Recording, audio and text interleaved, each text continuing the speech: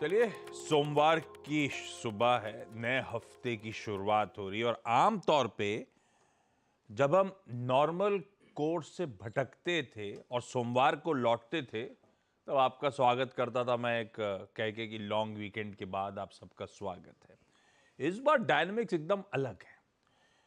छोटे वीकेंड के बाद, एक दिन की छुट्टी के बाद लौट कर हम लोग आए हैं, पर क्या है, पूरा लगान वसूलना पड़ेगा। तो ये भाई साहब फ्राइडे को मार्केट हॉलीडे है महाशिवरात्रि के चलते, तो एक छोटे ट्रंकेटेड वीक की हमें करनी है तैयारी।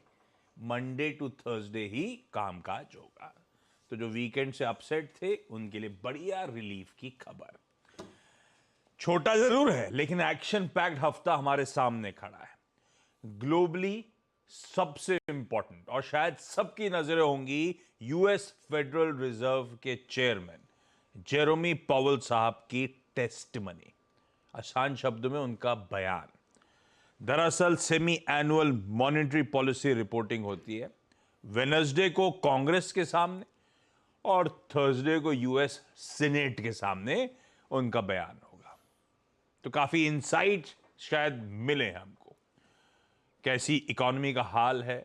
इससे पहले जब चेयर बोले थे ऑफिशियली, तब उन्होंने कहा था कि 3 रेट कट्स उनको इस कैलेंडर ईयर में नजर आ रहे हैं। आई एम श्योर जब सीनेट और हाउस के सामने होंगे तो उसी पे और क्लैरिटी शेड कर रहे होंगे कि वो अब क्या एक्सपेक्ट कर रहे हैं, कब से घटना शुरू होगा। तो वो सब इंपॉर्टेंट चीजें होंगी जो बाजार कीनली वॉच आउट करेगा वेडनेसडे और थर्सडे की उस टेस्टिमनी से। वहीं यूएस से दूसरा इंपॉर्टेंट इवेंट भी इस हफ्ते का आना है। ये दरअसल नए महीने का पहला फ्राइडे सामने खड़ा है और नए महीने के पहले फ्राइडे आता है जॉब्स रिपोर्ट। डिटेल्ड यूएस की जॉबलेस क्लेम तो वीकली आते हैं, जॉब्स रिपोर्ट मंथली आती है। फरवरी महीने का जॉब्स रिपोर्ट फ्राइडे को आना है, तो उस पर पैनी नजर रहने वाली है। इसी हफ्ते यूरोजोन के जीडीपी नंबर्स प्लस वहां के ईसीबी की इंटरेस्ट रेट डिसीजन भी सामने आएगी। चाइना के इन्फ्लेशन प्रिंट आने वाला है। तो ग्लोबली बहुत कुछ होना, और हमारे यहां तो खैर प्राइमरी मार्केट्स का एक्शन, आईपीओज खुलना, लिस्टिंग होना, वो सिलसिला भी पूरे हफ्ते तूल पकड़ा रहेगा। खैर, हमारा गिफ्ट निफ्टी संकेत दे रहा है हम एक फ्लैट नोट पे शुरुआत करेंगे 22,515 के आसपास की जोन। खैर, थोड़ा सा समीकरण बदले हुए हैं। फ्राइडे को जो यूएस में हुआ वो हमने उस छोटे सेशन में डाइजेस्ट किया सैटरडे को, पर हाँ, हो सकता है पार्टिसिपेशन ठंडा हो, बहुत लोग आए ना, वॉल्यूम्स ठंडे थे ही थे, इसमें तो कोई शक ही नहीं है। तो अब हम लार्जली उस सारे क्यूज पे आज दरअसल रिएक्ट कर रहे होंगे, इसलिए वो समीकरण भी समझना जरूरी। नीरज जी बगल में बैठे हैं। ग्लोबली फ्राइडे से लेकर अब तक सारे डेवलपमेंट्स बढ़िया तरीके से कैप्चर हो जाएंगे। वीरू बताएंगे निफ्टी बैंक में आज कैसे स्ट्रेटेजाइज करना है। नीरज जी, अच्छा पहले जरा लेके लाइए, हमारा गिफ्ट निफ्टी दिखा दिया आपने, फ्लैट। एशिया दिखाइएगा। एशिया दरअसल प्योरली उस फ्राइडे के वीकेंड के हैंडओवर पर रिएक्ट कर रहा है इस समय। हम पार्शियली रिएक्ट कर चुके हैं, पार्शियली से कह रहा हूं कि अजम्पशन ये है कि थोड़ा बहुत आज फिर हम रिएक्ट कर रहे होंगे। एशिया, यूएस में असल में हैंडओवर बढ़िया था, 1/4 से 1.25% के गेन्स। हम लोग शनिवार सुबह को चर्चा कर रहे थे कि 2 बैक टू बैक सेशंस जब नैस्डैक में 1% और 1% प्लस का उछाल इस तरह से पावरफुल कमबैक कर रहा है नैस्डैक। और फ्राइडे का हाईलाइट था वो सारे टेक्नोलॉजी स्टॉक चमक रहे थे, पर नीरज जी से उस पर बातचीत कर लेंगे। तब और अब की प्लेट दिखा देता हूं, और तब और अब मैंने अभी भी छोड़ा वही है, फ्राइडे की क्लोज यूएस के फ्यूचर्स की, आज सुबह के यूएस फ्यूचर्स है ना। तो इसमें कुछ चीजें डाइजेस्ट सैटरडे को हो रही है, वो समीकरण हमेशा ध्यान रखिएगा नीरज जी। लेकिन मूड कैसा है, फ्राइडे को क्या हुआ और फ्राइडे के बाद से भी किस तरह का मूड माहौल बना हुआ है? यार देखो, एक दौर था जब एनवीडिया के रिजल्ट आया, उसके बाद तेज़ी बनी, फिर थोड़ा ठंडा हुआ, कंसोलिडेट किया, अगेन एआई की ड्रिवन रैली चल रही वहाँ पे। एनवीडिया 4% गया फ्राइडे को, कितना $820 पे पहुँच गया है। तो इसीलिए मतलब वो रैली भी रुकी नहीं है, और उसकी वजह से फ्राइडे को भी रिकॉर्ड हाई पे तीनों इंडाइसेस बंद हुए। अभी भी वहाँ पे बहुत स्ट्रेंथ है। अब तो बैंक ऑफ अमेरिका भी 5400 का टारगेट दे रहा है। तो बावजूद इसके कि लोगों को लग रहा है कि रेट कट अभी नहीं होने वाला है, पॉवेल साहब की बहुत इंपॉर्टेंट स्पीच है मिड वीक में, फिर भी कोई भी आदमी पोजीशन छोड़ने को तैयार नहीं है बिकॉज ऑफ स्ट्रॉन्ग इकोनॉमी। आज सुबह एक इकोनॉमिस्ट नाम की जो पत्रिका आती है उसमें एक बहुत बड़ा सा आर्टिकल छपा हुआ है। वो आर्टिकल में तो ये लिखा हुआ है कि अब मार्केट में थोड़ा डरना चाहिए, लेकिन उसके अंदर जब आप पढ़ेंगे तो सारे लॉजिक तेजी वाले उसमें दिए हुए हैं कि 0.7% जीडीपी ग्रोथ की उम्मीद थी जो 3 गुना बढ़ के 2.5% हो गई है। तो इस तरह की रोबस्ट इकोनॉमी में मार्केट गिरने की कोई संकेत दिख नहीं रहे हैं। केवल एक, अब चूंकि फ्राइडे में ज़्यादातर चीज़ें डिस्काउंट हो चुकी हैं, ये सारी तेज़ी हम लोगों ने देख ली थी। ओपेक वाला एक कह सकते हैं आपकी जो एडिशनल है कि उन्होंने कह दिया कि हम जून तक कंटिन्यू रखेंगे 20 lakh barrel per day cut, उसके बाद देखेंगे क्या होगा। लेकिन क्रूड में कोई बहुत बड़ी तेज़ी नहीं आई, 84 के आसपास पहले भी था, लगभग उसी के आसपास अभी भी ट्रेड कर रहा होगा। और 3 अधिकारी जो पिछले हफ्ते बोल रहे थे उसमें से 2 का ये कहना है कि 3 रेट कट इस हफ्ते इस साल हो सकती हैं और वो मेरे ख्याल में जून वून से शायद शुरू हो सकती हैं। तो इस कॉन्टेक्स्ट में पावेल की स्पीच बहुत इंपॉर्टेंट हो जाती है। तो मुझे तो कोई संकेत, कोई डर, ऐसा कोई सिम्टम है नहीं।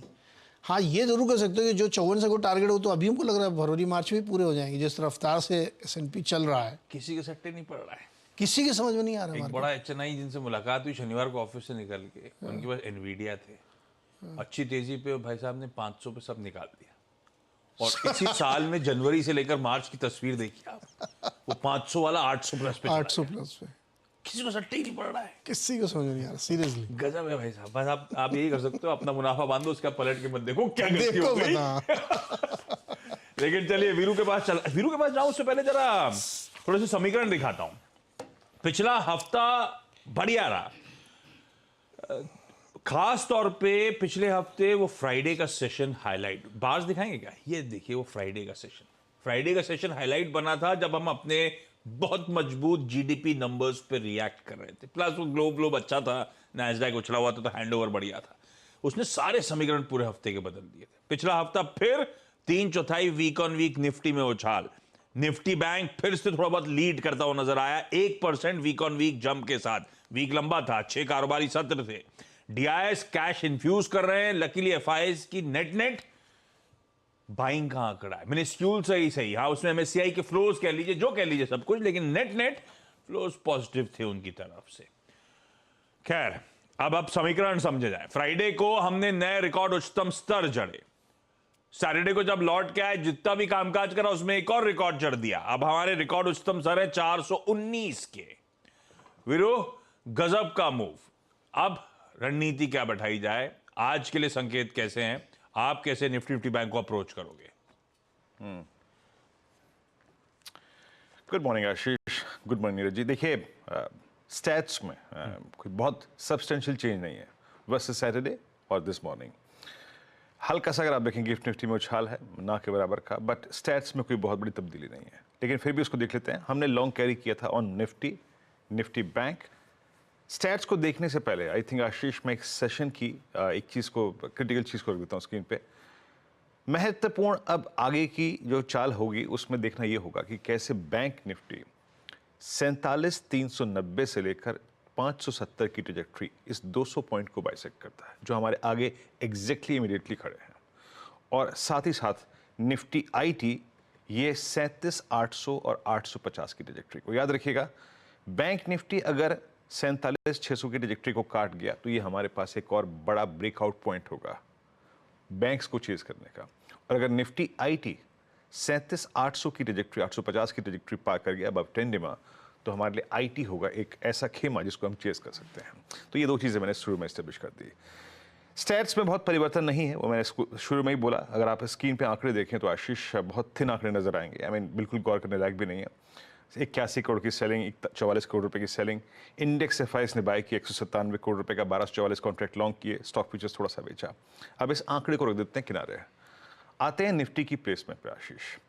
शनिवार को बहुत कुछ परिवर्तन नहीं हुआ, लेकिन याद रखिएगा as per weekly, as per monthly stats, ये बाजार जिस आंकड़े पे फोकस कर रहा है निफ्टी पे, वो है Ashish 22,560 on the higher side. यानी पोजिशनली अगर आप लॉन्ग हैं तो for the time being, as of now, आज की कमेंट्री में जिस डेटा पे मैं फोकस कर रहा हूँ वो है 22,560। कॉल्स के स्टैट्स आपके स्क्रीन पे आएंगे। अब सारा कॉल्स कंसंट्रेशन 22,500 पे ही है, वहां पे करीब 41 लाख का आउटस्टैंडिंग हुआ है। और एक और चीज याद रखिएगा, option base still persist at 200, 22,200, 22,100, 22,000 पे ऑप्शन बेस परसिस्ट करता है। आप जब पिरामिड्स आपकी स्क्रीन पे देखेंगे तो वो क्लियरली ये रिफ्लेक्ट कर रहे हैं कि अभी ये बाजार करीब करीब 22,500 की ट्रेजेक्टरी पे फोकस कर रहा है, 22,560 पे फोकस कर रहा है। बहुत बड़े कॉलाइटस नहीं है और ऑप्शन बेस जैसे कि मैंने कहा 22,200 पे ही परसिस्ट करता है। अप्रोच क्या रहेगी? हम कैरी करके लाए हैं लॉन्ग, उसको होल्ड करिएगा। बेस लेके आइए पहले स्क्रीन पे, निफ्टी के बेस को ड्रॉ करने की कोशिश करते हैं। देखिए आशीष, एवरेजेस अब दूर हैं, पुट राइटर्स अब दूर हैं, तो डे ट्रेडर्स के लिए जो मेरा लेवल है दैट्स 22,337 और 22,288, ये एक कंट्रोल्ड फॉल होगा, ये कंट्रोल रिट्रेसमेंट माना जाएगा, उसको आपको एंटर करना है।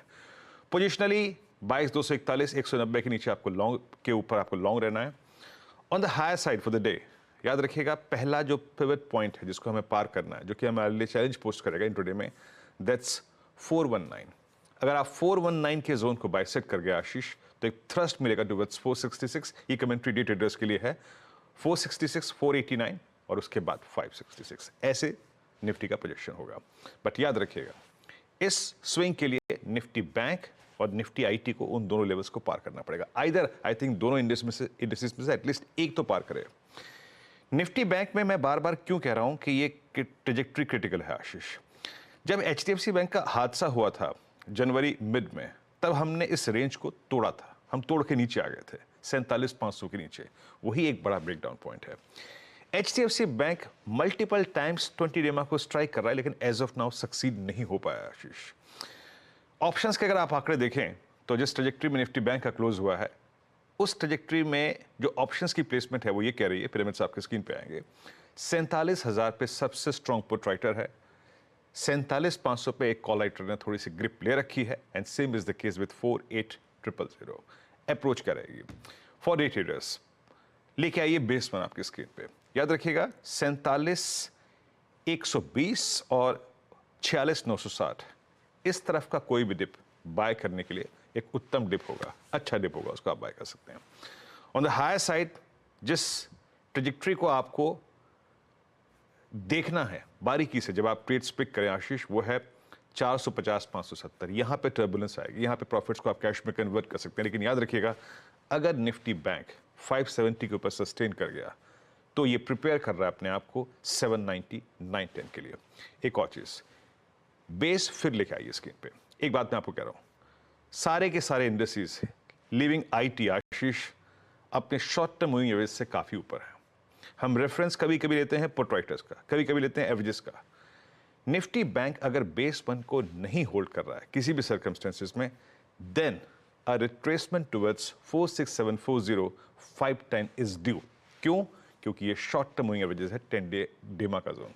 तो प्रिपेयर रहिएगा, क्योंकि बैंक निफ्टी का सबसे बड़ा टर्बुलेंस जोन 47,570, 500 बिल्कुल नजदीक खड़ा है आशीष। ओके, बढ़िया सा व्यू। चलिए आ गया निफ्टी बैंक का। क्विकली आज के कुछ इंपॉर्टेंट स्टॉक्स की न्यूज। आज रियल एस्टेट के 3 स्टॉक्स रडार पे न्यूज के चलते। गोदरेज प्रॉपर्टीज 62 एकड़ का लैंड पार्सल नॉर्थ बेंगलुरु में प्रॉफिट शेयरिंग मॉडल के थ्रू डेवलप करेगा। बेसिकली जेडीए है। 5,000 करोड़ रुपए के पोटेंशियल रेवेन्यू इनफ्लोज हो सकते हैं, पर ये डील 2014 में हुई थी, तब लिफ्ट ऑफ हुई नहीं थी, किक ऑफ हुई नहीं थी। अब फाइनली समीकरण अच्छे लग रहे हैं, इसलिए डील वापस शुरू।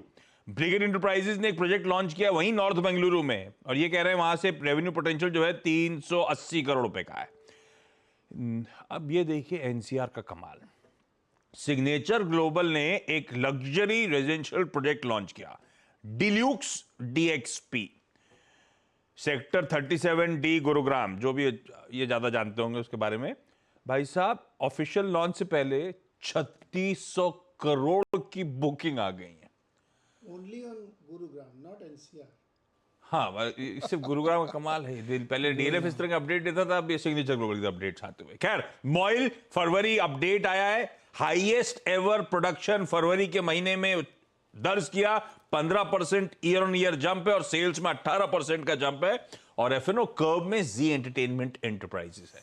कुछ और छोटी छोटी स्टॉक्स न्यूज है जिसको सुबह सुबह जानने की जरूरत है नहीं। जब 8:30 बजे लौटेंगे स्टॉक्स न्यूज पे, तब वहां पे अपडेट ले लेंगे, क्योंकि हमने बहुत सारी न्यूज सैटरडे को ऑलरेडी उस सेशन में डाइजेस्ट कर रखी है। उसके बाद के अपडेट्स आपके साथ शेयर कर रहा हूं। क्विकली छोटा सा ब्रेक के उस पास जब लौटूंगा तो आज का इवेंट्स कैलेंडर, आज की कमोडिटी स्ट्रैटेजीज के साथ।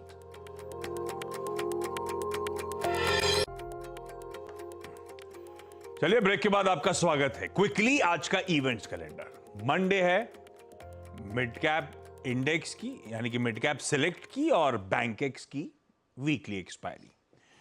एक हाल में लिस्टेड कंपनी थी एपीजे सुरेंद्र पार्क होटल्स, उसके रिजल्ट्स आ जाएंगे।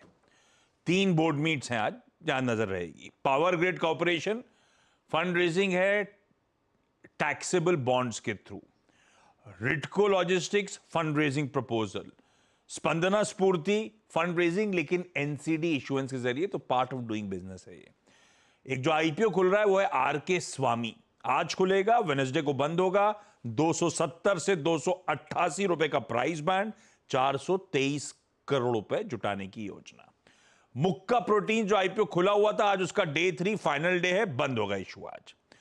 चंडीगढ़, आज सीनियर डेप्यूटी मेयर और डेप्यूटी मेयर के इलेक्शंस हैं।